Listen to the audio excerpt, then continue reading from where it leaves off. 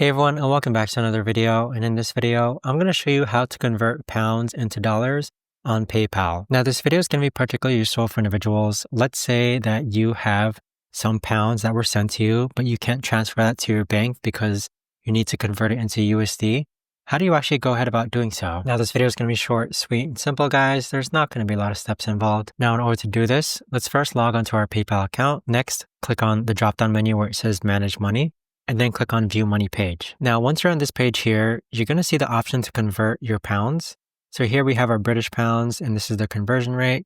Go ahead and click on Convert Currency, click on Next, and then click on Convert. But there you have it, guys. That right there is the best and easiest way that I know of to actually go ahead and convert pounds into dollars on PayPal. If you guys know of a better or easier way to actually do this, let me know in the comments down below.